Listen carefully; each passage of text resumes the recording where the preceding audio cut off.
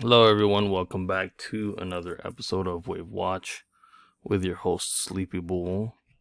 And tonight we'll be going over another count of Bitcoin, the bearish case, and a few observations. And I'll briefly discuss the bull case, just briefly. A very short observation we have here. For reasons as to why I believe the bear market count is still in and why this is a ABC. Just so you guys could know. If you look at the wave structures here, let me just take these off. Just leave the EMAs on here. If you look at the wave structures, what you notice is that you have here a 1, 2, 3, 4. No overlap. Let's just say not 1, 2, 3, 4. 1, 2, 3, 4, 5. A, B, C. And this here is important to note. This is a sideways correction. So once you have this sideways correction in any wave count, you always want to have alternation. So if this were a proper impulsive move, you would have alternation between a sideways correction and a sharp. So something like this would be considered alternation. Can you say 1, 2, 3, 4? Potentially, but then you would have the Fibonacci's that would have to align. And do they align? Kinda, not really, because you have here a shot to the 1414. Yeah, that doesn't align. You want to see 618 most likely, or 1618. You also have here sideways correction. Whenever you see sideways followed by sideways, that gives you a definitive answer for a corrective move. I mean, something like this here, for example. Here, this. Yes, you can take it as a impulsive move down. Like you could say this is a 1, 2, 3, 4, 5. But can you really? Not really. Why? Because this is like a sideways correction, and this is a sideways correction of the same manner. Zigzag up and a sideways correction for a long period of time. Same here, zigzag up in a long period of time. What's considered as a sharp correction is, for example, see here, sideways correction, right? This here is 1, 2 sideways, 3 sharp, and the duration is also short. This here was a January to January duration. Here, this was a May to July duration. That's the key differentiator. Do you see the difference here now? So we should be expecting a 1 sideways for 2, 3 sharp 4, 5. We don't see that, and so hence why this is most likely a fake out. And look, we see the RSI already kind of curling over a little bit. We are having a bearish momentum drop here. Let's see here. Yeah, RSI rising. RSI falling, price action falling. Yeah, it doesn't look like we have a bearish divergence here. It does not look like we have that. So my apologies for that. The MACD does look a little bullish, but I'm not buying it. Also, unless we have this EMA crossover, the 50 with the 100, I don't think it's bullish for now.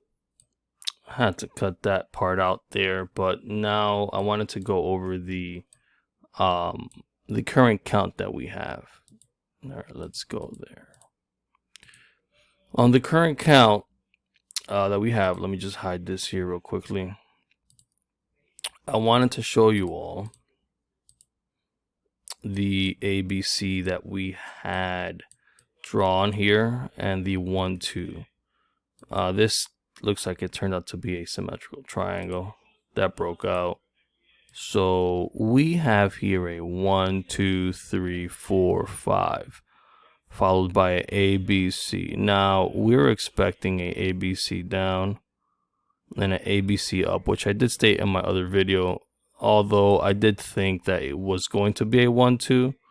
We're going to retract that. It's not a 1 2 because, and this was my mistake, because we had a 5 wave move completion. We had a minuet. This is a minuet. This should be minuet submicro. So then this one should be minuscule.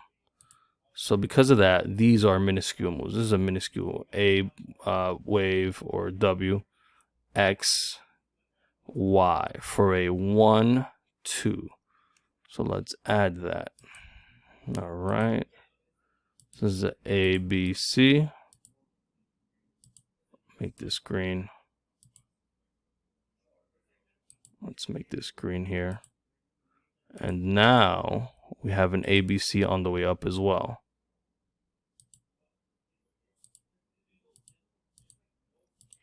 And the target for these ABC structures should be, it should not go past this C wave move of 68,576.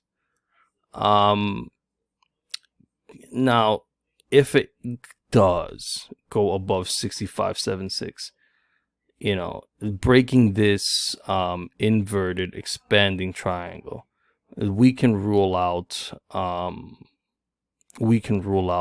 the inverted expanding triangle, because at that point it would take out wave 4 and it would take out the requirement for an inverted expanding triangle. The rules for these expanding triangles is that they must be Fibonacci wave relationships no greater than 1 from each other. So 1 2 3, that's wave 3.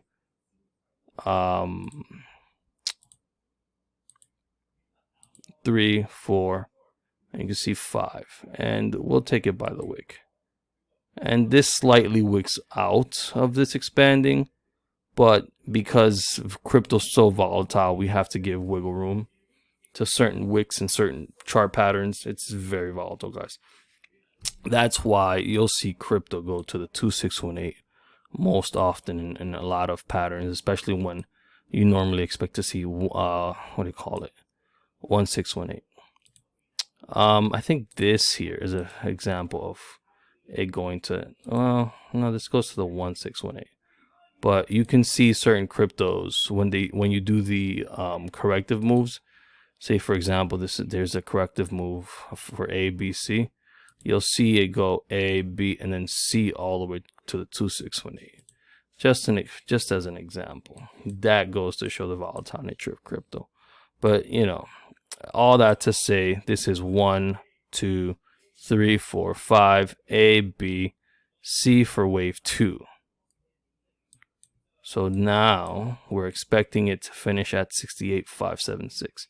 We cannot go past 68,576. If we do, we have to redo the bear case, and the bear case will be invalidated. So I will put here, and we're getting close to it.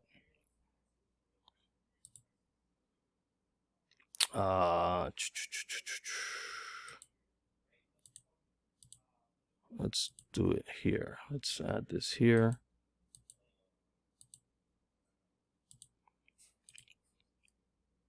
Add the text.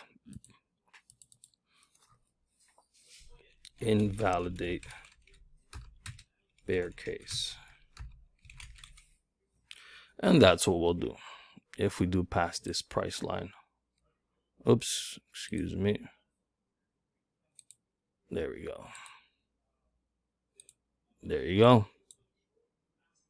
Let me see if I can add a price number to it. Let's see here. Price. Okay.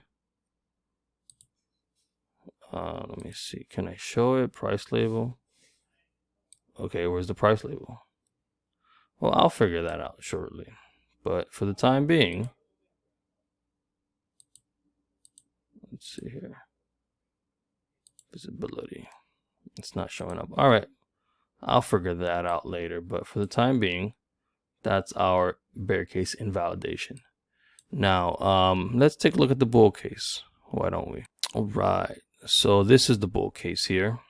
If this is the bull case, if we are in the middle of a bull case, actually, better rather said that, let's see here. Let me see if I can pull this up. I took off the bear count. All right. So if we are in the middle of a bull case, we have a 1, 2, 3, 4, 5 for a wave 1. All right. And I'm back again. I had to cut that just so that you guys can understand what I mean by wave 1. So let me add the bull count one, the total macro count once again. So what I mean by that is this is wave 1, wave 2, this is wave 3, this is wave 4, and this is wave 5. So if the bear case is not in, where we would finish here at around the 60, 70K range of wave 5 and then an A, B, C down, the bull case is that wave 5 actually ends here, $8 million. So that means this is wave 1 of wave 5. This is wave 2. And then this is wave 1. Since this is primary wave, this wave 1 is intermediate. Let me just hide this here. So this would be 1, 2 primary, 1, 2 intermediate. And I've spoken about this before.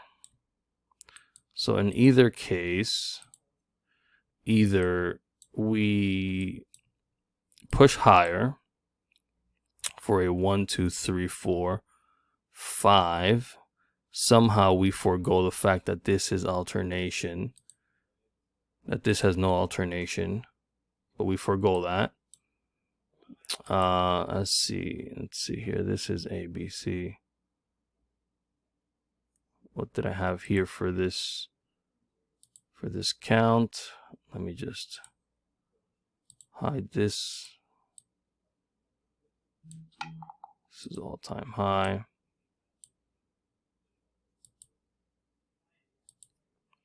We spoke about this before. So this would be 1, 2, 3, 4, 5 for a 1. This would be a 2. This would be a, bear with me guys, I didn't write this one here. This would be a wave 3. This would be a wave 4. This would be a wave 5. There we go.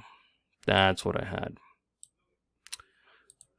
So then that would mean this is wave 1 intermediate for a 1, 2. Go to wave 4. And then 3, 4, 5. So either way, let me make this intermediate wave. Intermediate. So either way, we're pushing the 5th wave. And we expect a pullback. Bull case scenario will pull back to 45, 39. Around here. And we consolidate here and push back up to $195,000. And then we repeat this. So in my bull count, we have this as alternation. Even though I said before, this does not meet the alternation requirement. I guess you could say it kind of does. It wicks to it. I don't like it. Doesn't meet it. But we'll see. Either way, we're gonna have to put. We're gonna push down. This looks like a bearish move up. If this does move up, we're gonna have to redo the count and see how it all fits together. But this is what we have so far, and the bear count is still in play, in my opinion. Sleepy Bull out.